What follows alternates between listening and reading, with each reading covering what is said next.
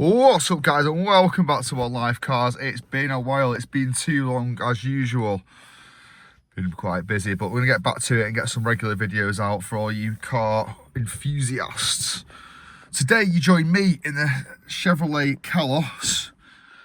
Funny little car. I think they're based on a Deawoo, or Deawoo's based on this. You don't see many of them around, but great little sort of eco car just for getting to work and back in. Don't use any fuel, dead simple to fix and whatnot. Now it's just failed the MOT on a bad anti-roll bar, so in today's video I'm going to show you how to remove and replace the anti-roll bar on this Chevy Kalos.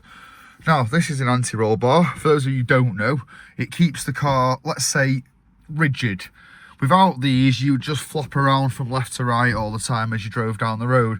These allow it to move but keep it stiff, if you like, and in effect stop you from it rolling over too easy. Without these, it'd just flop over and roll on a tight roundabout, hence the name anti-roll bar.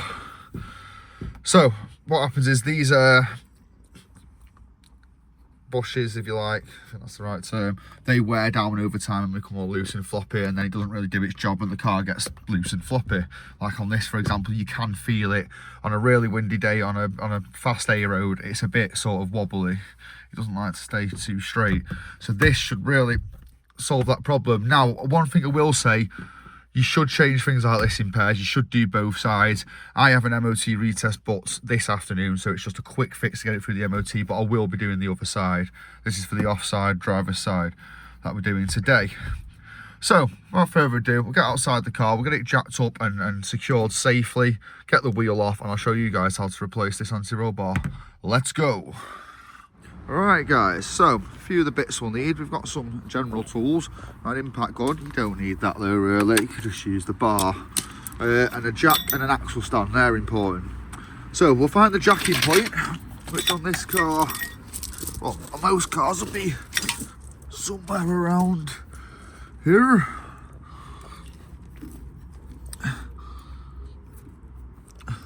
You see where someone's tried to jack it on the actual sill bit there and dented it in the past. This has got a little cut out, so jacking point there on the edge. So we'll get the jack up to that first. What I don't want to do just yet, you'll see why in a second, is jack it up fully. Because before we fully jack it up, we'll just take the tension off the nuts. I'm going to use the impact, but again, a normal wheel brace is fine, or a bar, breaker bar. And what I don't want to do is pull them all off like that. I just want to loose. Just enough, so I should put them back a bit. Because I don't want to take them all off while the weight's still on the car. I just want to loosen them enough in case they're really tight. Because once it's on the jack, you struggle and it tries to spin the wheel. Like so.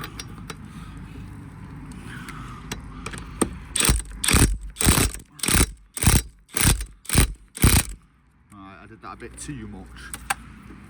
I mean, it can't really go anywhere, but you don't want to put too much stress on the studs. So, jack it up a bit now.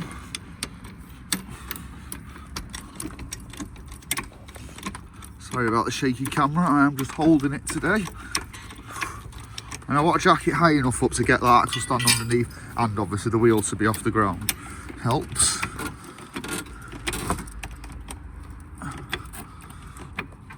There we go. So we're off the ground. Get that bar out the way so you don't catch it and knock your own jack over. And then we'll slot an axle stand under, like so.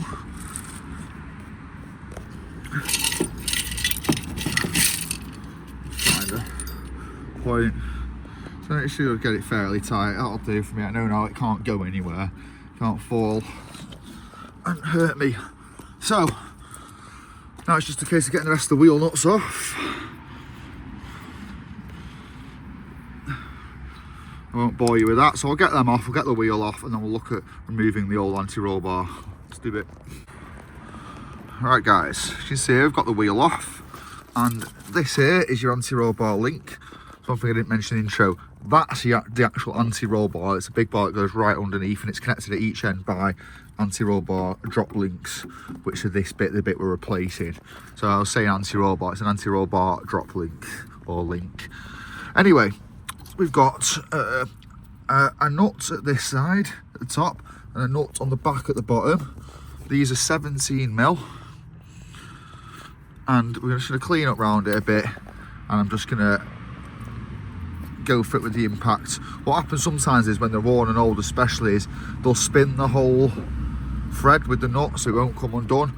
But what you'll see when I clean it, there's a little slot there to put an Allen key in to hold the thread tight so you can undo the nut as well. But hopefully if you get lucky it'll snap straight off. Well, not snap, but it'll loosen the nut straight off with an impact. So if you've got an impact, I'd give it a go for this bit.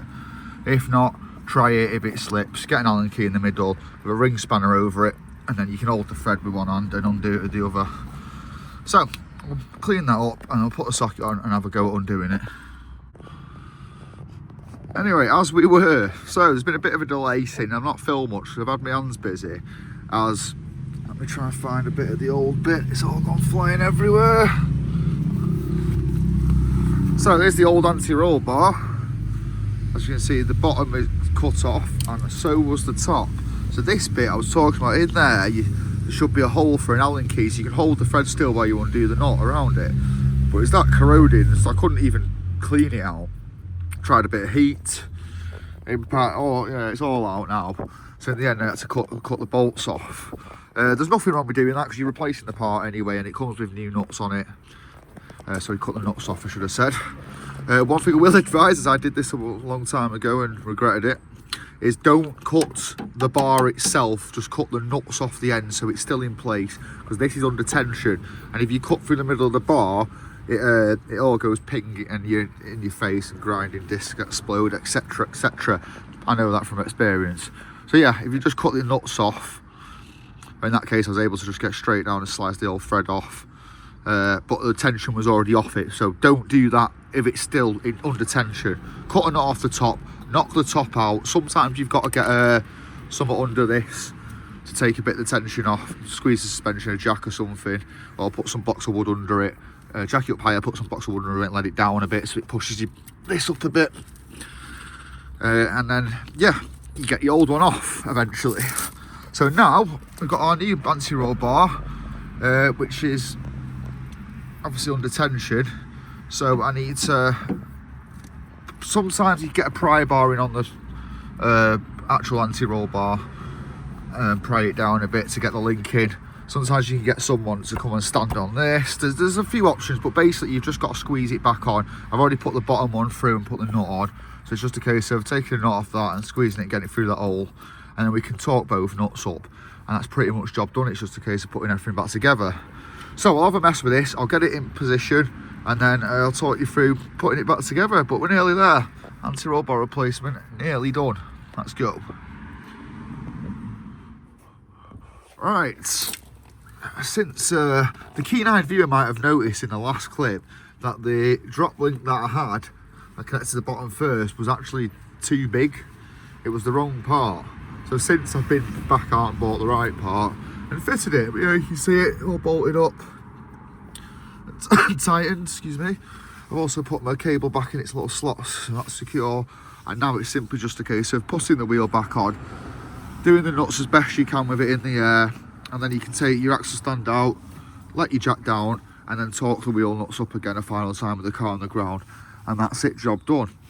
I hope you found this video useful. That is how to remove and replace the drop anti-roll bar drop link on the Chevrolet Kalos SE. Anyway, thanks for watching guys, and until next time, peace.